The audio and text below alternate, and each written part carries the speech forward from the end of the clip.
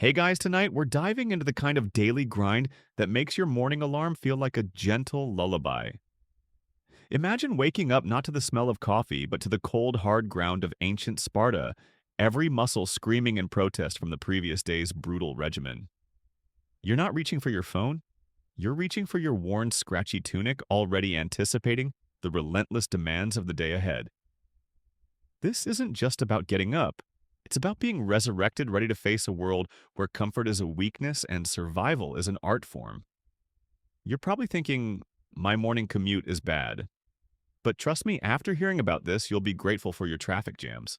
You'd probably last about 5 minutes before begging for a yoga retreat. Seriously, you wouldn't survive. So before you get comfortable, take a moment to like the video and subscribe, but only if you genuinely enjoy what I do here. And if you're listening in, drop your location and local time in the comments. I love seeing where everyone tunes in from. Now dim the lights, maybe turn on a fan for that soft background hum, and let's ease into tonight's journey together. You feel the biting chill of the pre-dawn air against your skin, a familiar, unwelcome greeting.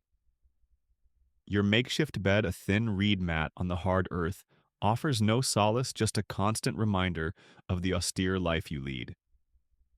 Sleep is a luxury, a fleeting moment of vulnerability that the Spartans barely tolerate. Every night before you close your eyes, you run through the day's drills in your mind, visualizing each thrust of your spear, each block of your shield, ensuring that even in slumber, the warrior within remains vigilant. The sounds around you are not the gentle murmurs of a sleeping household, but the rustle of other bodies stirring, the soft clang of bronze, and the rhythmic breathing of men hardened by a lifetime of brutal training. You are one of them, a cog in the formidable Spartan war machine, and your daily routine is meticulously crafted to grind away any trace of individuality, replacing it with an unyielding devotion to the state. Your eyes snap open not to an alarm but to an internal clock precise and unforgiving. There's no snooze button in Sparta.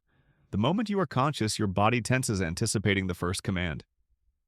You're perhaps 8 years old when this routine truly begins, taken from your family and thrust into the Agog, the Spartan, state-sponsored education and training system. From that day forward, your life ceases to be your own. You are a tool forged for a singular purpose to serve Sparta. This morning, like every other, begins before the sun dares to peek over the eastern horizon. You roll off your mat, the stiffness in your limbs a dull ache that you've long learned to ignore. There's no time for stretching, no luxury of a leisurely wake-up. You grab your coarse wool tunic, the only garment you possess, and pull it over your head. It's thin, offering little protection against the morning chill. But then again, comfort is not a Spartan virtue. You quickly join the other boys in the communal sleeping quarters, a large, unadorned room devoid of any personal touches. There are no mementos, no trinkets, no distractions from the path of the warrior. Individuality is suppressed. Uniformity is celebrated. You stand in line, your stomach a hollow pit of hunger. Food is scarce and deliberately meager, designed to toughen your resolve and prevent any indulgence. You learn to forage, to steal if necessary, not out of greed, but as a test of cunning and self-reliance. This isn't just about surviving. It's about developing the resourcefulness vital for a warrior.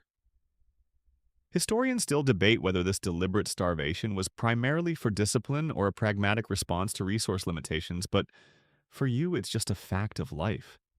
You learn to ignore the gnawing emptiness, to push past it, knowing that greater discomforts await. The first rays of dawn pierce the cold air as you march out to the training grounds. The ground is hard, uneven, and unforgiving, much like the training itself. Your Paidonomos, the supervisor of the Agoge, watches with an eagle eye, his face stern, his staff always ready to deliver a sharp rebuke. There's no coddling here, no praise for effort. Only results matter. You begin with a series of grueling physical exercises: running, jumping, wrestling. Your muscles burn, lungs ache, and sweat streams down your face, mingling with the dust. You push through the pain, gritting your teeth, knowing that any sign of weakness will be met with harsher punishment. You learn to control your breath, to channel the discomfort into a burning resolve. The air fills with the grunts of exertion, the thud of bodies hitting the ground, and the sharp, unforgiving commands of your instructors. One of the particularly delightful aspects of your morning routine is the daily cold bath in the Eurotas River. There are no heated baths in Sparta, No luxurious ablutions. You strip down shivering in the biting morning air and plunge into the frigid water. The shock of the cold is immediate and intense, stealing your breath and sending shivers through your entire body. It's meant to harden you, to accustom you to discomfort, to strip away any lingering softness. As you submerge, you feel the stinging cold, a brutal wake-up call that cleanses not just your body, but any lingering remnants of sleep from your mind. It's a stark reminder that even basic hygiene is integrated into your training, an extension of the rigorous discipline that permeates every aspect of your life. This isn't about cleanliness, it's about endurance. After the bracing dip, you don your simple tunic still damp and return to the training grounds for weapon drills. This is where the real work begins, where the theory of battle is put into brutal practice. You pick up your dory, your spear, its shaft smooth and familiar in your grip. You're taught to wield it with precision, to thrust and parry, to move as one with your shield. The hoplite phalanx is the backbone of the Spartan army, and your training focuses relentlessly on perfecting your role within this formidable formation. You practice marching in lockstep, maintaining perfect alignment, your shield interlocking with the man next to you. You learn to pivot, to advance, to hold your ground against a simulated charge. The drills are repetitive, exhausting, and designed to instill an instinctual understanding of your position and responsibilities in battle. You spar with your peers, blunted spears and wooden swords clashing in a rhythmic symphony of combat. These aren't just exercises, they are tests of skill, speed, and aggression. You learn to anticipate your opponent's moves, to exploit their weaknesses, to strike with lethal efficiency. Every blow received is a lesson learned, every victory a testament to your growing prowess. There's no quarter given, no mercy shown. This is the reality of your future, a battlefield where only the strongest and most skilled survive. You learn to embrace the violence, to channel it, to control it, turning it into a devastating force. It's during these sparring sessions that you might witness a particularly unusual detail. Young Spartan boys were sometimes encouraged to provoke fights amongst themselves, even outside formal training, to foster a competitive spirit and aggression. It was a brutal way to ensure only the most combative survived and thrived. The sun climbs higher, casting long shadows across the dusty training ground, but there's no break, no reprieve. Your paidonomos continues to push you, demanding more, always more. You run laps carrying heavy stones, then practice wrestling, grappling with your peers until both of you are breathless and covered in dust. There's a constant pressure, a relentless push to exceed your limits. You're taught to endure pain without complaint, to face adversity with unwavering resolve. Any sign of weakness, any hint of fear is met with swift and harsh correction. You learn to bite down on your tongue, to suppress your emotions, to present an impenetrable facade to the world. A Spartan warrior cannot afford to show weakness, not to his enemies and certainly not to his comrades. As the morning progresses, you shift from individual drills to group exercises, reinforcing the importance of cohesion and teamwork. You learn to move as a unit, a single unstoppable force. Your life depends on the man next to you, and his life depends on you. This mutual reliance, forged in the fires of relentless training, forms the unbreakable bond of the Spartan warrior. You are taught to trust your comrades implicitly, to fight for them, as you would for yourself, to sacrifice everything for the greater good of the phalanx. This isn't just about physical prowess, it's about psychological conditioning, building an unshakable unity that will hold firm even in the face of overwhelming odds. You might find yourself engaged in a game of steal the cheese, a brutal exercise in cunning and stealth. The objective is to steal a piece of cheese from a guarded altar, but the real test isn't the theft itself. It's the flogging you receive if caught. This particular custom, known as the diamastagosis, was a public ritual designed to test endurance and discipline, sometimes to the point of death. It's a chilling example of the extreme measures taken to forge resilience in young Spartans. You would have learned to be quick, silent, and incredibly sneaky, attributes just as valuable on the battlefield as strength or courage. Your ability to evade detection, to move unseen, is honed through these grim, often painful games. The agoge is a system designed to strip away everything that isn't essential to the warrior ideal. You own nothing, possess nothing, and your desires are suppressed. Your hair is kept short, your clothing minimal. Even your speech is disciplined, taught to be concise, and to the point what became known as laconic speech. There's no room for idle chatter, no time for frivolous pursuits. Every moment of your day is dedicated to your transformation into a living weapon, a guardian of Sparta. You are a product of the state molded by its rigorous demands, and your identity is inextricably linked to your role as a Spartan warrior. This relentless, methodical approach ensures that by the time you reach adulthood, you are not just a soldier, but the embodiment of the Spartan ideal, fearless, disciplined, and utterly devoted to your city-state. Your stomach rumbles again, a dull ache that you've long since learned to ignore. Mealtimes, when they finally arrive, are not about enjoyment or sustenance in the modern sense. They are another extension of the rigorous discipline that permeates every aspect of your existence. You eat standing quickly and silently, often from a communal pot of meles somos, or black broth. This concoction made from boiled pork blood and vinegar is notoriously bland and unappetizing. It's designed to provide minimal nutrition while actively discouraging any pleasure in eating. You might hear the occasional groan of disgust from a visiting dignitary who has to endure this culinary experience, which might give you a small internal chuckle. But for you, it's just fuel. You gulp it down, forcing it past your gag reflex, knowing that every calorie is necessary for the next round of training. There are no seconds, no dessert, no complaints. To complain is to show weakness, and weakness is not tolerated. The midday sun beats down relentless, but there's no shade, no respite. Your stomach might feel a little less hollow after the black broth, but the hunger quickly returns a constant companion you've learned to live with. You're back on the training grounds, the dust now clinging to your damp tunic and skin. This is the heart of the agage, the crucible where boys are forged into warriors. Your instructors, seasoned Spartans who have themselves endured this brutal system, prowl among you, their eyes sharp, missing nothing. They are not merely teachers, they are living examples of what you must become. Their bodies are lean and hard, their movements precise, their faces etched with the discipline they embody. You move through a series of complex formations, learning the intricate dance of the phalanx. This isn't just about individual strength. It's about collective movement, about becoming a single, unbreakable unit. You learn to maintain your shield wall, to advance as one, to pivot, and turn without breaking rank. Each man's shield protects the man to his left, creating an overlapping barrier of bronze and wood.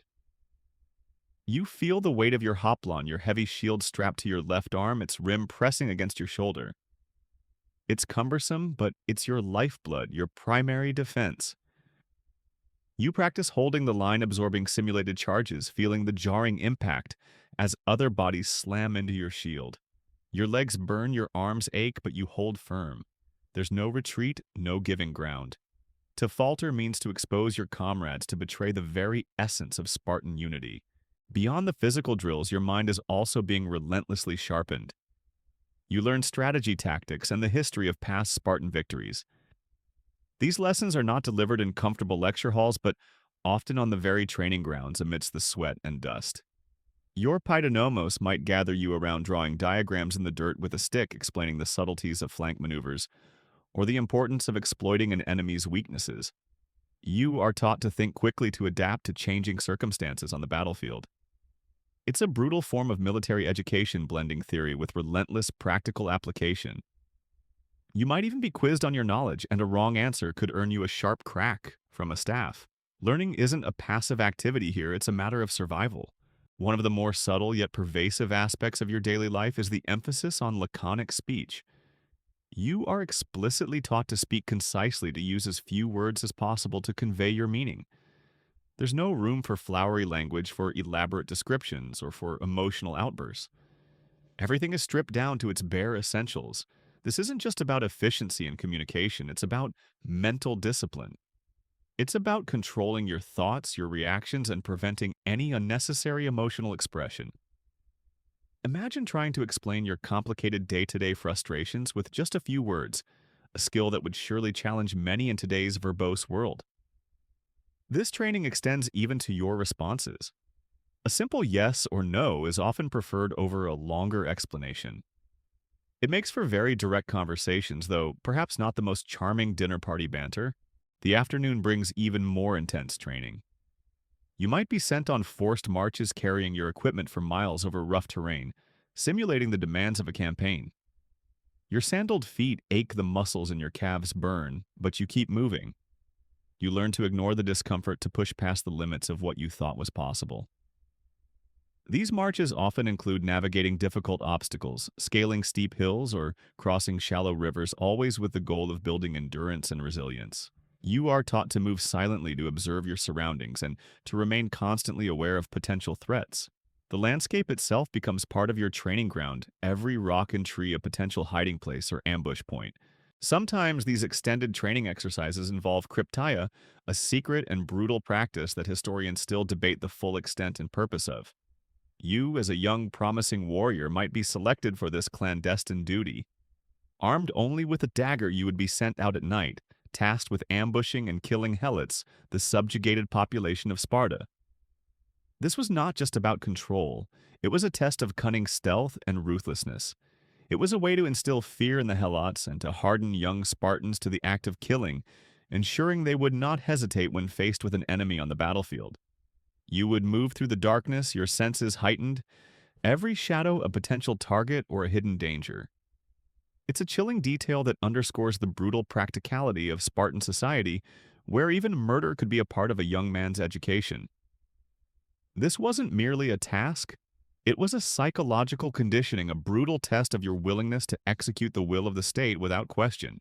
Back at the Agog, if you were lucky enough to be there, the afternoon transitions into more specialized combat training. You might practice wrestling, focusing on holds and throws designed to disarm or disable an opponent. You learn to use your body as a weapon to leverage your weight and strength against an adversary. The mats are rough, the falls hard, but you pick yourself up, dusting yourself off, ready for the next bout. There's no pity, no quarter given in these sessions. You're encouraged to push each other to the brink to find your breaking points and then push past them. Every win is a small victory, every loss a lesson learned in humility and the need for constant improvement. Even your limited downtime is structured and purposeful. You might be assigned to assist older boys in their training, or perhaps to help with menial tasks around the barracks. There's no time for idleness, no opportunity for personal pursuits. Every moment is accounted for, every activity geared towards reinforcing the Spartan ideal. You learn to live in close quarters, to tolerate the quirks and habits of your comrades, and to function as part of a collective. Privacy is a foreign concept. Your life is an open book, constantly scrutinized by your instructors and peers. This constant observation ensures that any deviation from the Spartan way is quickly identified and corrected. As the afternoon wears on, exhaustion begins to set in, a deep, pervasive weariness that settles into your bones. But you push through it, fueled by sheer willpower and the ingrained discipline that has been hammered into you since childhood. You are a product of this system, and every ache, every burn, every drop of sweat is a testament to the rigorous training that is shaping you. The sun begins its descent, casting long orange shadows across the dusty ground, signaling the approach of evening. But for you, the day is far from over. There are still more drills, more lessons, more tests to endure before you can even contemplate the brief, restless sleep that awaits you. The very air you breathe in Sparta feels charged with purpose, a constant reminder that your life is not your own but belongs entirely to the state. Your identity is subsumed into the collective, and your worth is measured by your unwavering commitment to Sparta's ideals. As the harsh light of afternoon begins to soften, giving way to the deeper hues of twilight, your thoughts, if you allowed them, might drift towards food. Not just any food, but the infamous Syssitia, your communal mess hall. This isn't a place for leisurely dining or convivial conversation. It's another arena for discipline and scrutiny. You arrive perhaps still aching from the day's drills, your hunger a dull roar in your gut. The atmosphere is solemn, almost religious in its adherence to ritual. You take your designated spot sitting on a simple wooden bench, facing your peers and, more importantly, your elders and commanders. The Syssitia is not merely where you eat, it's where you solidify your bonds of comradeship and where your character is constantly assessed. Each mess group, typically 15 men, is a tightly knit unit, and you are expected to contribute to its upkeep and supplies. This communal aspect reinforces the idea that you are part of something larger than yourself, that your individual needs are secondary to the collective. You sit in silence for the most part, listening more than speaking. This is where you learn from the veterans, absorbing their stories, their wisdom, and their experiences. It's a living classroom, albeit one where the lessons are often delivered through quiet observation and the occasional terse remark. Your meal as always consists primarily of the melas zomos, that delightful black broth.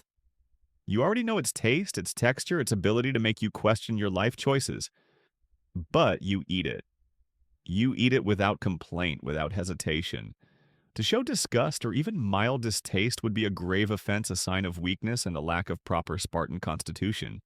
You are reminded of the story of the Athenian, who after tasting the broth famously remarked that he now understood why Spartans were so fearless in battle. They preferred death to enduring such a meal. You might crack a tiny internal laconic smile at the thought, a rare moment of personal amusement in your disciplined existence. Beyond the broth, there might be a small portion of barley bread and perhaps a bit of cheese, or even some wild game if the hunters in your group have been successful. But quantities are always strictly rationed, designed to keep you lean, strong, and perpetually hungry. The hunger, in fact, is deliberately cultivated. It's a constant test of your self-control, a way to teach you to endure discomfort and to find sustenance where others would starve. You learn to eat quickly, efficiently, getting down every last crumb. There's no dawdling, no savoring of flavors. It's purely functional, a refueling stop before the next demanding phase of your day. The elders and commanders at the Syssitia are constantly observing.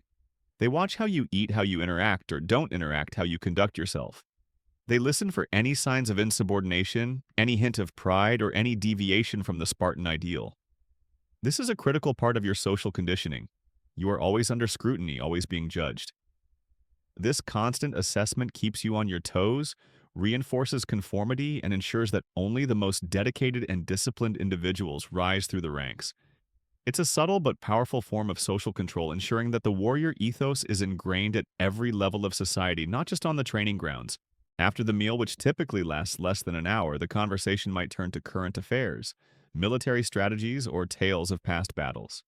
These are not casual discussions. They are opportunities for younger Spartans like yourself to learn to absorb the accumulated wisdom of generations.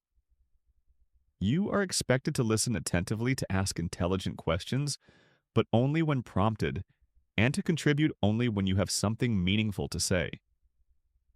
Debates are often sharp and challenging, designed to hone your critical thinking skills and your ability to articulate your thoughts clearly and concisely in that characteristic laconic style. Historians still debate the true extent of intellectual discourse allowed within the Syssitia, with some arguing for a more robust exchange of ideas than often portrayed, while others emphasize its primarily military and disciplinary function. For you, it's a forum where respect is earned through wisdom and brevity. Sometimes the elders might engage in a form of informal interrogation, asking difficult questions or posing ethical dilemmas related to military conduct or Spartan values.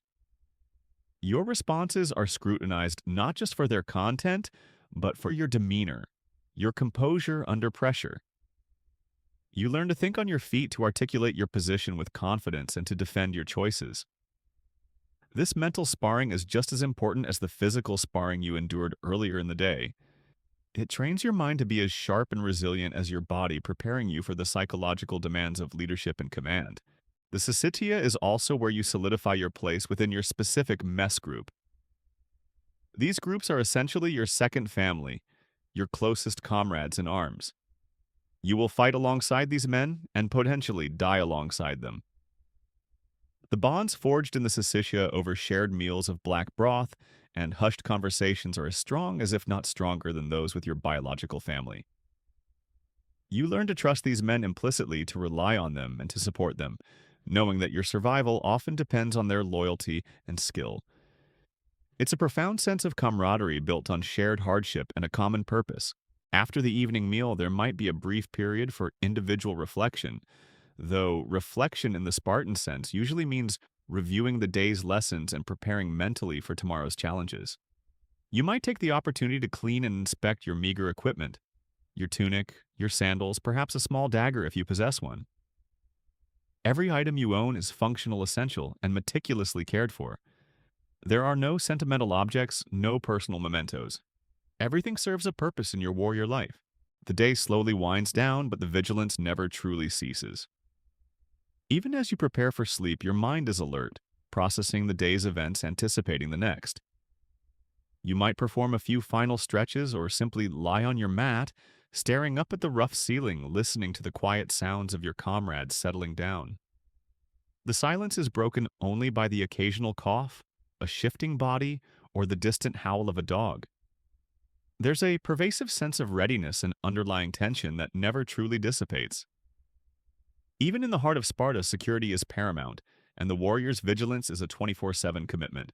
Your body might be weary, but your mind is still active, reviewing battle formations, anticipating the next morning's drills.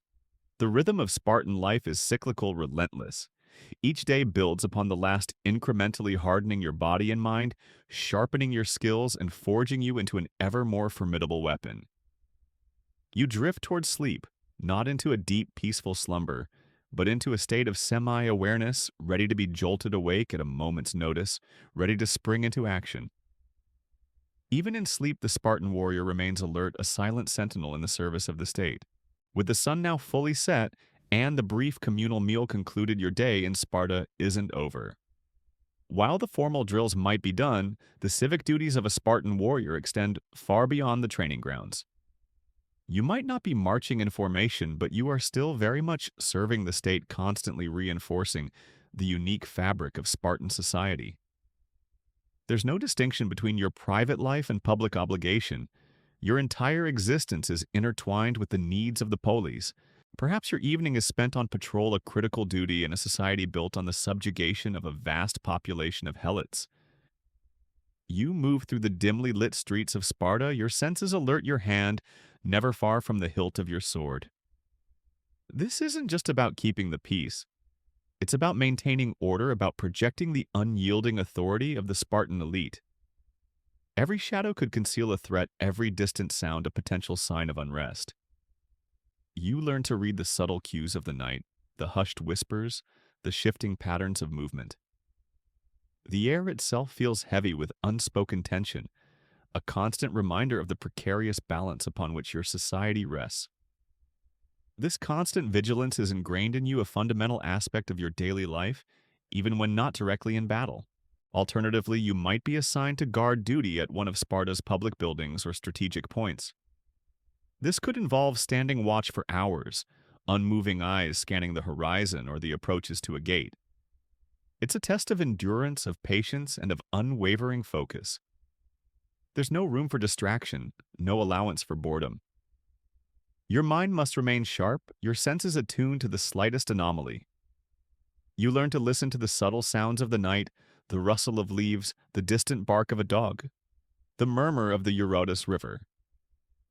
Each sound is analyzed, categorized, and determined if it poses a threat.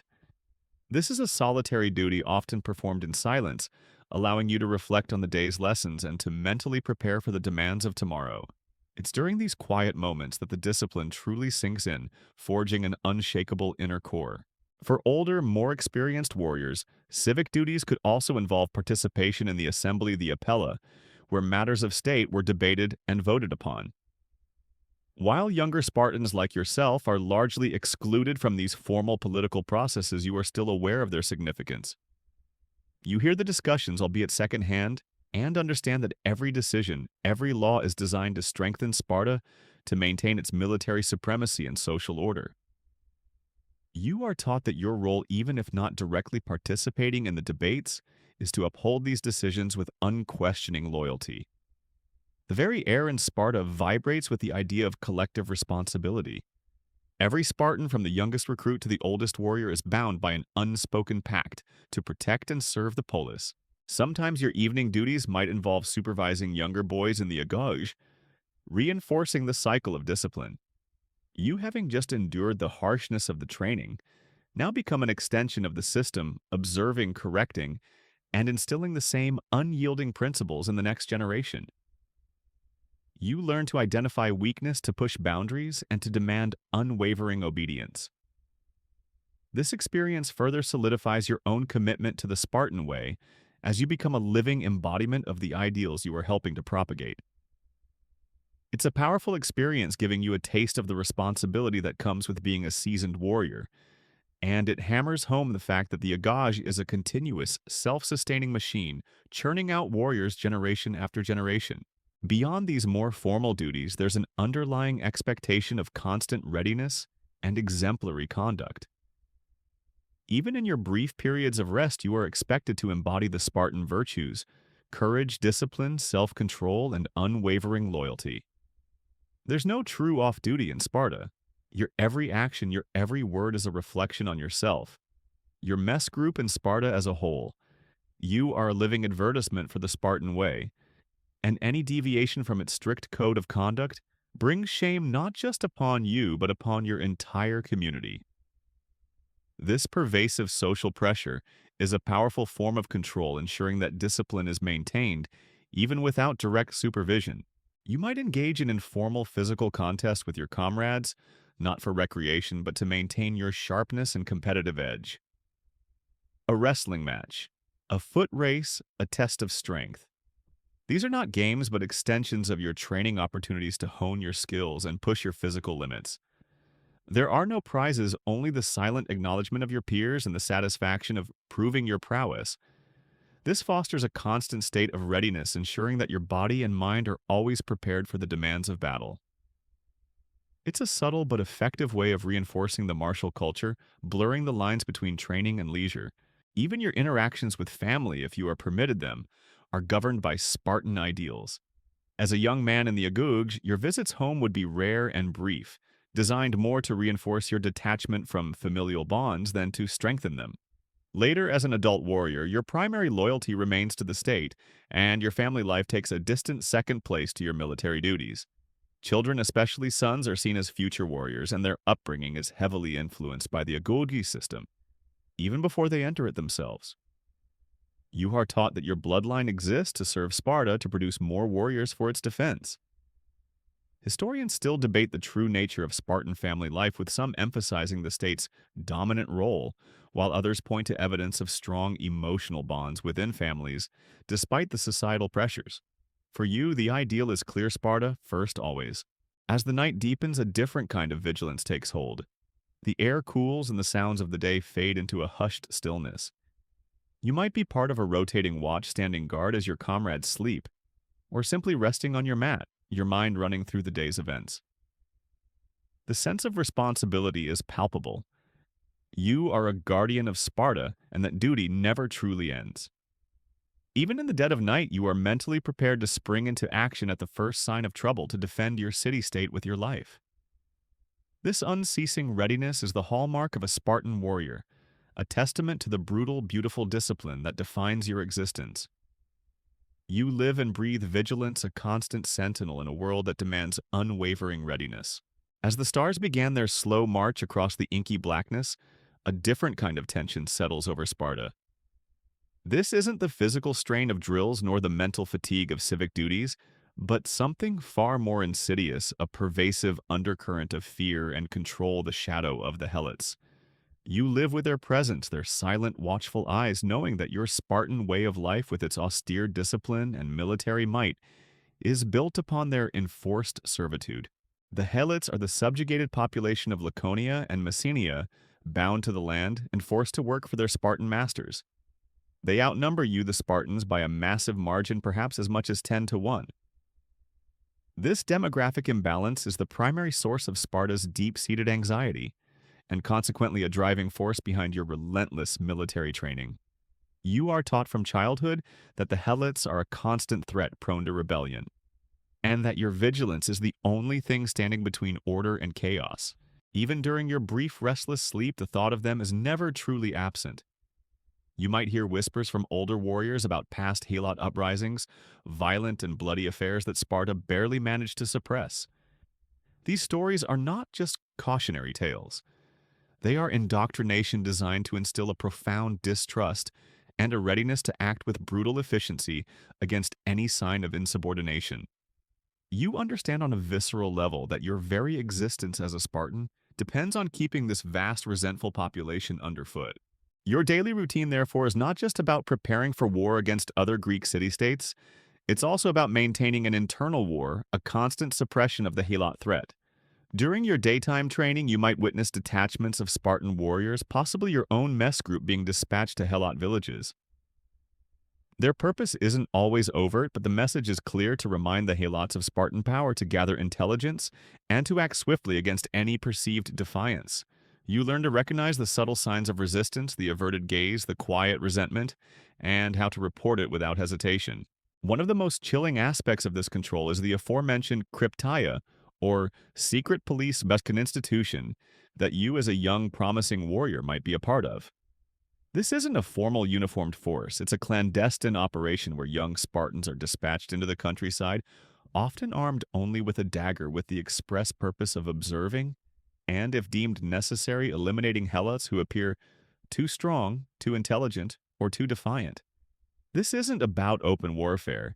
It's about terror, about decapitating potential leadership before it can even emerge. You learn to move like a shadow, to strike silently and to leave no trace. This brutal practice is a testament to the extreme lengths Sparta would go to maintain its internal security. And it's a disturbing detail that still sparks considerable academic debate among historians about its frequency and overall impact on Helot-Spartan relations. It's a reality that underscores the precariousness of Spartan life, where even moments of peace are laced with a violent undercurrent. The presence of the Helots also dictates many of Sparta's laws and customs. For example, your constant physical training and readiness are directly linked to the need for a standing, formidable army to suppress potential uprisings. The austere Spartan lifestyle, with its emphasis on simplicity and lack of luxury, is partly designed to prevent the Spartans from becoming soft and vulnerable to perceived weakness that could be exploited by a rebellious Helot population. You are taught to be self-sufficient, to rely on your training, and to embrace hardship because, in a society surrounded by a hostile enslaved populace, any lapse in discipline could be catastrophic. Even the way you obtain food is indirectly tied to the Helots. They farm the land, they provide the sustenance that allows you to focus solely on your military training. You are completely dependent on their labor, yet simultaneously tasked with their perpetual subjugation. This creates a strange, symbiotic yet deeply adversarial relationship. You benefit from their toil, but you also bear the burden of ensuring they never forget their place. It's a paradox that defines much of Spartan society. Their strength is built on the backs of their slaves, yet those slaves are also their greatest internal fear.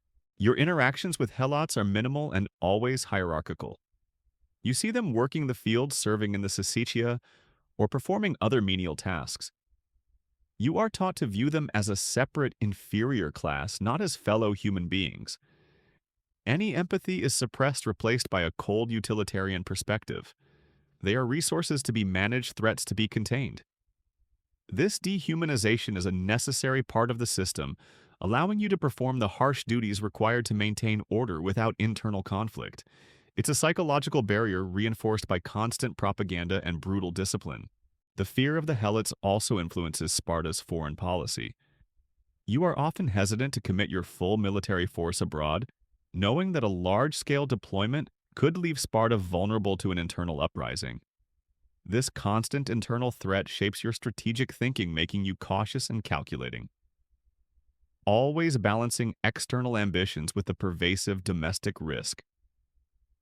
You understand that the stability of your home rests on the iron fist with which you govern the Helots, and that any crack in that facade could bring about utter ruin. As the night progresses, you might hear a distant sound, a dog barking a low murmur of voices from a Helot dwelling. Your senses are immediately on high alert. You listen, you analyze, you determine if it's a normal night sound or something more sinister. This constant state of heightened awareness, this ingrained suspicion, is the daily reality of living under the shadow of the Helots. It's a chilling reminder that peace in Sparta is always a fragile construct, built upon a foundation of simmering resentment and the ever-present threat of rebellion. Your life, your entire society, is a testament to eternal vigilance against this omnipresent internal enemy. Even in a society as relentlessly disciplined as Sparta, there are moments meant for leisure. But for you, a Spartan warrior, even these rare reprieves are not about true relaxation or personal indulgence. Instead, they are meticulously structured, governed by the same Spartan ethos of austerity and martial readiness that dictates every other aspect of your life. There's no sprawling out by a pool, no leisurely stroll through a market, no pursuit of personal hobbies. Every break is simply another opportunity to reinforce the very values that make you a formidable warrior. Imagine the end of a long, arduous day, perhaps a brief interlude before the evening, syestia, or a rare afternoon without a formal drill. While others in different city-states might seek out the theater philosophical debates or lavish banquets, your form of relaxation is far more utilitarian. You might engage in wrestling matches with your peers not as a formal drill, but as a spontaneous test of strength and skill. The grunts of exertion, the thud of bodies on the dusty ground, the quick, precise movements. These are your games. This isn't about winning prizes. It's about maintaining physical sharpness, about constantly challenging yourself and your comrades, ensuring that your combat instincts are never dulled. Perhaps you spend this time in quiet observation watching older warriors absorbing their movements, their strategies, their very presence. Learning in Sparta isn't confined to formal lessons. It's a continuous process of observation and emulation. You might see a veteran demonstrating a particular spear thrust or a subtle defensive maneuver, and internalize it ready to incorporate it into your own training. This informal apprenticeship is crucial, passing down generations of combat knowledge and ensuring that the Spartan military tradition remains unbroken.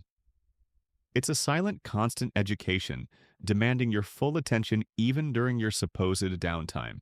Even social interaction for a Spartan is often a form of disciplined leisure. Conversations are typically laconic, focused on practical matters, military strategies, or the virtues of Spartan life. There's little room for gossip, for frivolous banter, or for emotional outpouring. You learn to appreciate the directness, the lack of pretense that characterizes Spartan discourse. When a joke is told, it's often dry, sarcastic, and pointed, designed to elicit a wry smile rather than boisterous laughter. Imagine trying to explain your latest weekend plans using only 3 words. That's the kind of verbal economy you'd be aiming for. This constant practice of laconic speech, even in informal settings, further ingrains the discipline of self-control and brevity. Music in Sparta isn't for entertainment in the modern sense. While the Spartans did appreciate music, particularly the ulos, a type of flute, it was often used to regulate marching rhythms, to instill courage before battle, or to accompany solemn rituals. It wasn't about pleasure, it was about order, about discipline, about inspiring a martial spirit. So your leisure might involve listening to the haunting strains of the aulos as you perform some menial task, or as you sit quietly preparing yourself mentally for whatever comes next. The music, like everything else, serves the state, reinforcing its values rather than providing individual diversion. Historians still debate the true extent and nature of Spartan artistic expression beyond its martial applications, with some sources suggesting a more vibrant cultural life than often portrayed, especially in earlier periods before the complete dominance of the military ethos. However, for your daily reality, art is primarily a tool for discipline. Another aspect of your leisure might involve hunting. This isn't a sport for pleasure, it's a vital skill, honing your tracking abilities, your stealth, your prowess with a spear or bow. You learn to move silently through the landscape, to identify tracks, to anticipate your prey's movements. The kill is not about sport, but about providing food, supplementing the meager rations, and more importantly, about perfecting the very skills you will need on the battlefield. It's a primal activity, connecting you to the wildness of nature while simultaneously reinforcing your disciplined approach to survival. You might even be accompanied by your peers, turning the hunt into another communal activity, a subtle test of teamwork and coordination. Even your clothing and personal appearance reflect this disciplined leisure. There's no vanity, no elaborate ornamentation. Your tunic is simple, practical, and devoid of any embellishment. Your hair might be grown long in adulthood, but it's still kept in a warrior's style, often braided or tied back. Not for fashion, but for functionality in battle. You apply the prescribed olive oil to your body, not as a luxury but as a means of protection and conditioning, keeping your skin supple and resilient against the elements. Every aspect of your appearance is dictated by utility, and the Spartan ideal leaving no room for individual expression or ostentation. Your free time might also include engaging in communal labor, perhaps helping with repairs to barracks or training facilities. There's always work to be done, always a way to contribute to the collective good. This constant engagement, even in seemingly mundane tasks, prevents idleness and reinforces the sense of shared responsibility that is so central to Spartan society.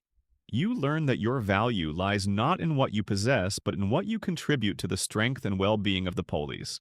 Ultimately, the Spartan concept of leisure is about reinforcing the warrior spirit, even when not actively training or fighting. It's about maintaining a constant state of readiness, both physically and mentally.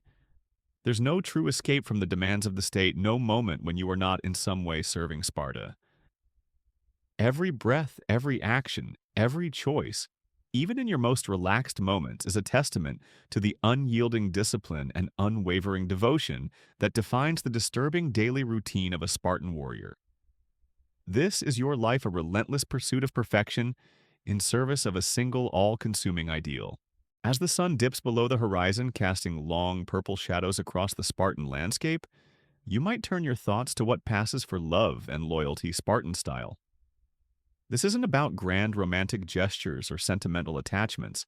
It's about a deep, often unromanticized bond forged in shared hardship, unwavering discipline, and an absolute devotion to the state. In Sparta, personal affection is often subsumed by the collective good, yet it exists in a unique and powerful form. Your primary loyalty, the very core of your being, is to Sparta itself. This isn't a suggestion. It's an ingrained truth hammered into you from the moment you entered the agage.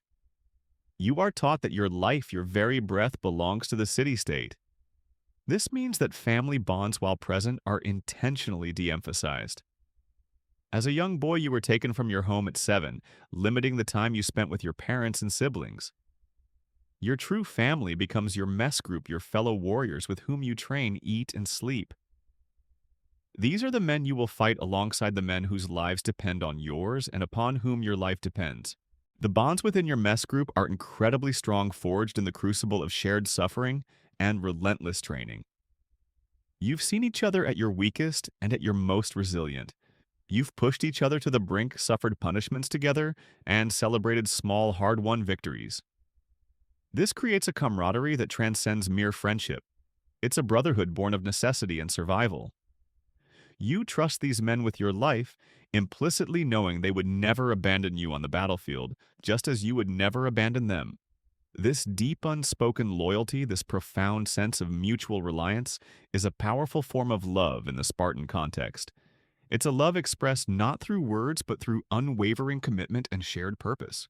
When it comes to romantic love and marriage, the Spartan approach is equally pragmatic and state-centric. Marriage typically occurs later in life for Spartan men, often around the age of 30, once you have proven yourself as a warrior and are considered a full citizen. Even then, the purpose of marriage is primarily to produce strong, healthy children for Sparta. Romantic attachment, while perhaps present, is not the driving force. You might even continue to live in the barracks with your mess group.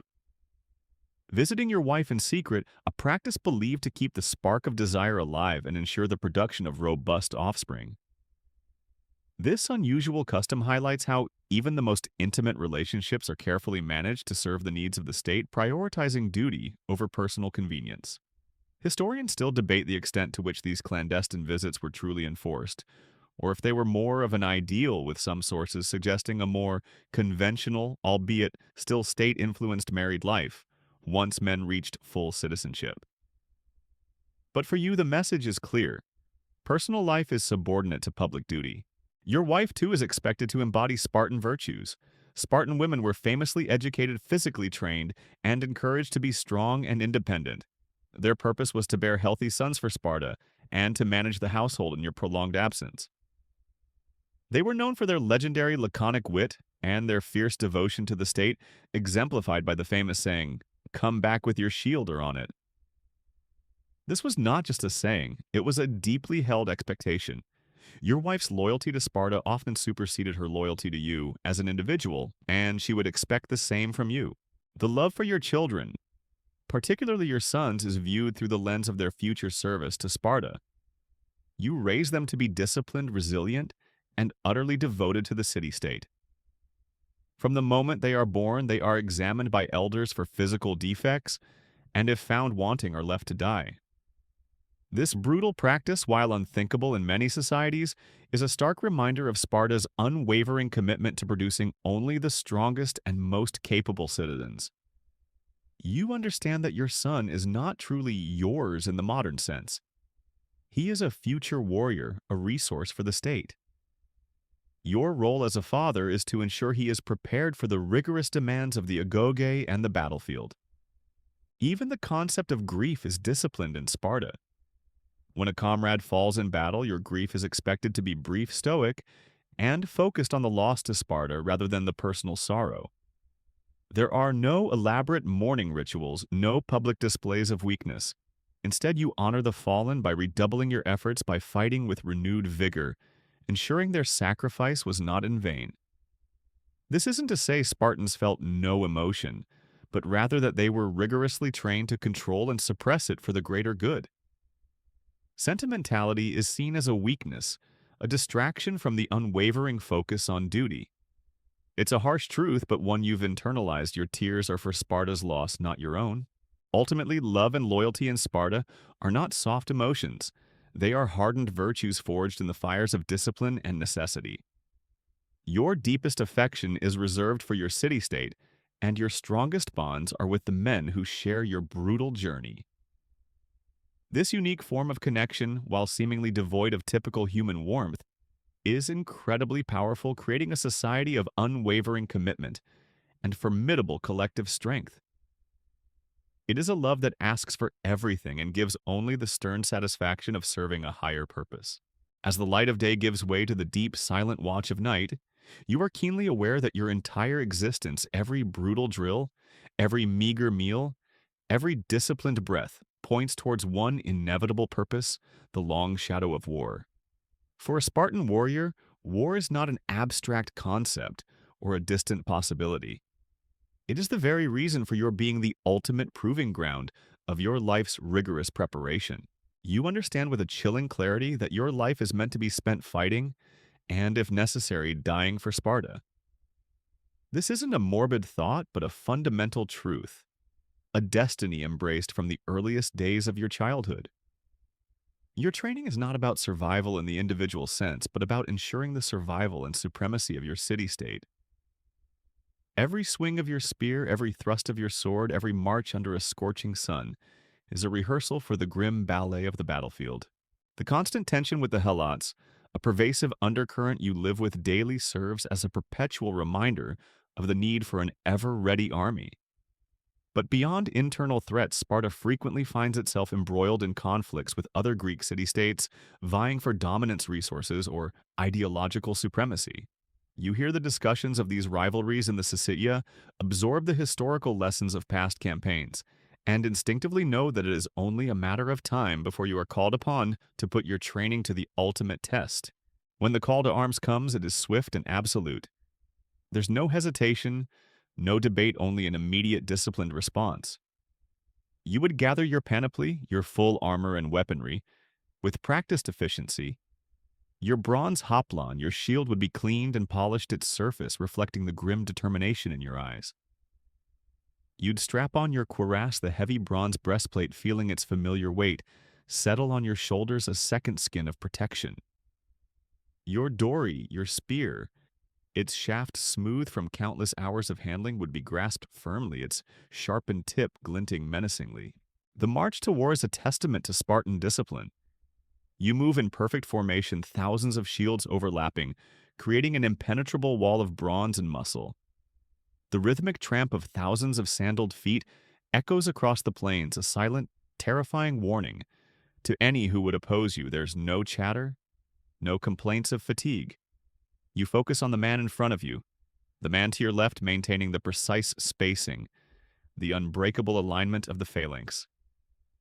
This is your strength, your unyielding unity, the force that has made Sparta legendary.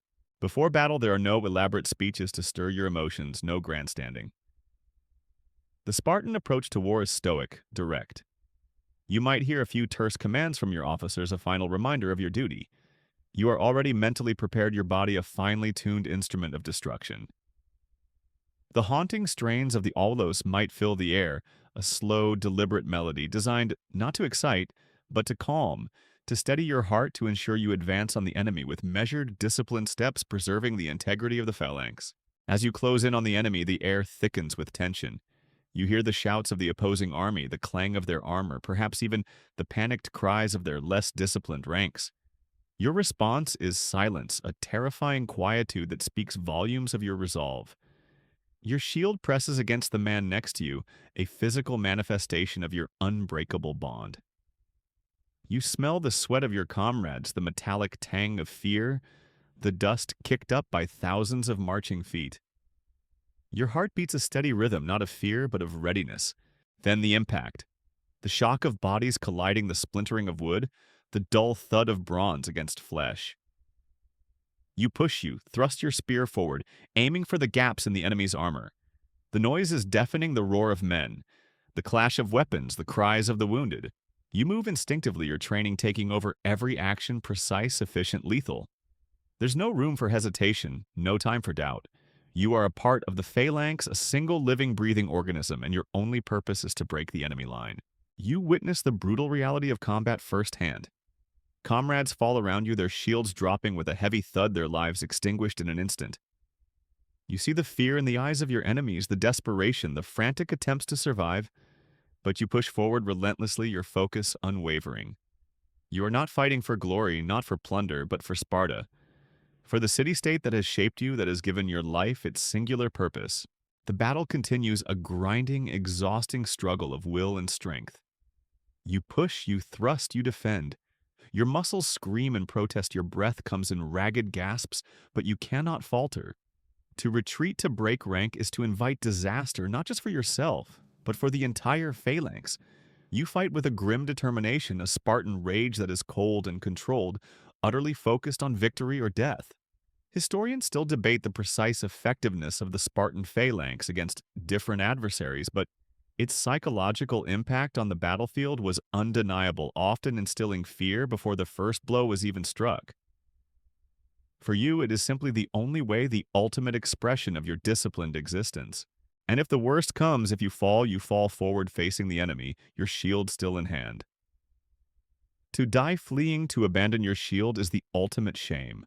To die in battle defending Sparta is the highest honor. This is the understanding that underpins your entire life. A warrior's death is a glorious culmination, a final act of service to the state that forged you. The shadow of war is not a threat you fear. Hey, it is the destiny you embrace, the ultimate proving ground for a life lived entirely for battle. As the final lingering echoes of a battle or merely a brutal day of training fade, and the intense sun begins its descent. Once more, your mind, if it dares to wander, might finally consider the night's brief reprieve. For a Spartan warrior, sleep isn't a luxurious escape into unconsciousness. It's a strategic pause, a necessary, almost grudging concession to the body's limits. Yet even in slumber, vigilance remains paramount. You return to your communal sleeping quarters, not a soft bed awaiting you, but the familiar reed mat on the hard-packed earth. There's no private room, no personal space to unwind. You are surrounded by your comrades, they're breathing a rhythmic symphony that fills the darkness. The air might carry the faint scent of sweat dust and the metallic tang of old blood from training injuries. Comfort is an alien concept deliberately absent from your life, even in these moments of rest.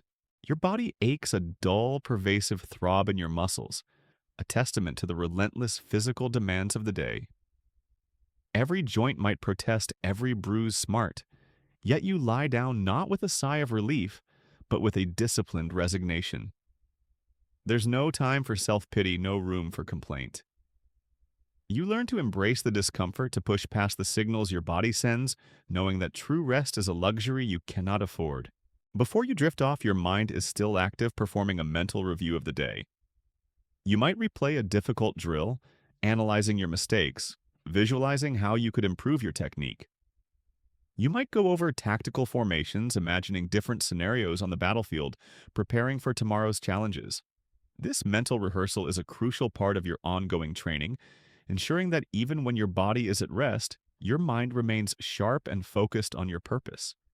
Historians still debate the extent of cognitive training and strategic planning taught within the Agagya beyond rote physical drills, but your daily mental review suggests a deep, internalized approach to military preparedness. The silence of the sleeping quarters is not absolute. You hear the occasional shift of a body, a soft cough, perhaps the low murmur of an elder stirring. Your senses, honed by years of vigilance, remain subtly alert. You're not actively searching for threats, but your subconscious is always on guard, a residual readiness that never truly dissipates. This is the ingrained discipline of a warrior, an instinct for survival that permeates every fiber of your being. Sleep comes eventually, not a deep, dreamless slumber, but a light, restless repose. You might be accustomed to sleeping for only a few hours at a time, waking frequently, ever ready to spring into action. Spartan boys were famously given only thin tunics and required to make their own beds from reeds gathered from the Eurotas River, deliberately fostering a hardiness and a resistance to cold and discomfort. This brutal discipline extended even into the realm of sleep, ensuring that your body was perpetually accustomed to minimal comfort and maximum readiness. Even your dreams, if they come, might be filled with the echoes of your day, the clash of shields, the bark of commands, the faces of your comrades. Your life is so thoroughly immersed in the martial ethos that even your subconscious finds it difficult to stray from the path of the warrior. There's no escape from the identity that has been so painstakingly forged within you. Sometimes you might be roused in the dead of night for an unexpected drill or an emergency patrol. There's no grumbling, no resistance. You snap awake instantly, your body responding instinctively, already reaching for your gear. This unpredictable element of your routine further reinforces the constant state of readiness, ensuring that you are never truly off duty. It's a deliberate tactic to prevent complacency, to keep you sharp and on edge, prepared for any contingency. The concept of a truly good night's sleep, as we understand it, filled with soft blankets and undisturbed peace, simply doesn't exist for you. Your sleep is functional, a calculated strategic pause ensuring your body can recover just enough to face the next day's brutal demands. It's a testament to the fact that even in rest, the Spartan warrior remains committed to the state, a silent sentinel awaiting the dawn, ready to resume the relentless cycle of discipline and duty. You exist in a state of perpetual readiness, a chilling testament to the life you've been given. As the final faint stars begin to fade, and the eastern sky hints at the relentless dawn, you lie on your hard mat, sensing the approach of another day. This isn't just about the cycle of sun and moon. It's about the unending cycle of Spartan life, a rhythm of existence that defines your very being from the moment you are born until your last breath on the battlefield. You understand with a chilling clarity that your life is not a series of individual choices, but a continuous, unyielding dedication to a singular, all-consuming purpose, Sparta. You have endured the Agag, that brutal crucible that stripped away individuality and forged an unyielding warrior. Every morning you rise before the sun, feeling the ache of your muscles, a familiar companion that reminds you of yesterday's trials and foreshadows today's. You face the cold plunge in the Eurotas, a shock to the senses that invigorates and hardens, preparing you for discomfort. The meager black broth, a testament to austerity, fuels your body without indulging your palate, keeping you lean and perpetually hungry. This constant mild deprivation teaches you resilience, resourcefulness, and a profound indifference to luxury. Your days are a relentless ballet of physical and mental exertion. You wield your dory and hoplon with an instinctual precision, your body moving as one with your comrades in the phalanx. You run, wrestle, and spar, honing your physical prowess, pushing your limits and embracing the pain as a pathway to strength. Every drop of sweat, every strained breath, every bruise is a badge of honor, a testament to your unwavering commitment to the Spartan ideal. You learn to fight not with wild abandon, but with a cold, controlled fury, a disciplined aggression that makes you truly terrifying on the battlefield. Beyond the training grounds, your life remains inextricably linked to the state. Your civic duties are an extension of your martial role, whether patrolling the silent streets to maintain order, guarding strategic points, or observing the helots with ever-present vigilance. You are a sentinel, a guardian constantly aware of the pervasive internal threat that underpins your society. The fear of helot rebellion is a constant companion, a chilling reminder that your military might is not just for external conquest, but for internal control, ensuring the very survival of your way of life. Even your leisure is disciplined, an opportunity to reinforce martial virtues rather than to seek personal pleasure. Casual conversation is laconic, efficient, stripped of unnecessary words. Physical contests are not games, but extensions of your training, honing your skills and competitive edge. Music serves to inspire martial spirit, not to entertain. Every aspect of your existence, from the way you eat to the way you interact, is carefully managed to ensure you remain a hardened, disciplined, and utterly devoted instrument of the state. There is no true off-duty for a Spartan. Your identity as a warrior is woven into the very fabric of your being. Your understanding of love and loyalty is also shaped by this demanding existence. Your deepest allegiance is to Sparta itself, followed by the unbreakable bonds forged with your mess group, your comrades in arms. These are the men with whom you share the most profound experiences, the men whose lives depend on yours, and for whom you would readily lay down your own. Romantic love and family life, while present, are subordinated to the needs of the state, serving primarily to produce the next generation of Spartan warriors. Even grief is disciplined, a stoic acceptance of loss for the greater good of Sparta, and always casting its long shadow over every moment is the inevitability of war. You are born trained and live to fight. The battlefield is your ultimate destiny, the place where your life's purpose culminates in either victory or a glorious death. You march to war with grim determination, a silent, disciplined force ready to unleash your honed skills against any who dare to challenge Sparta's supremacy. To fall in battle facing the enemy is the highest honor, a final, unequivocal testament to your lifelong commitment. As the first faint streaks of orange and pink paint the sky, announcing the arrival of another day, you prepare to rise. The aches are still there, the hunger still gnaws, but your resolve remains unshaken. You are a Spartan warrior, a product of a system designed to create the most formidable soldiers the world has ever known. Your disturbing daily routine is not a burden. It is your identity, your purpose, the very essence of your being. From dawn to dusk, from training ground to communal meal, from vigilance against helots to the ultimate sacrifice in battle, your life is an unending, relentless cycle of service to Sparta. The world outside your reed mat is stirring. The sounds of other warriors beginning their day, the distant calls, the subtle shift in the air as the city awakens. Another day begins, another set of challenges awaits, another opportunity to embody the Spartan ideal. You are ready. You are always ready. This is the rhythm of your existence, a relentless pursuit of perfection in service of a single, all-consuming ideal. The story of a Spartan warrior's daily routine isn't just a tale of ancient history. It's a profound look into the extremes of human discipline, sacrifice, and the unyielding will to survive and conquer.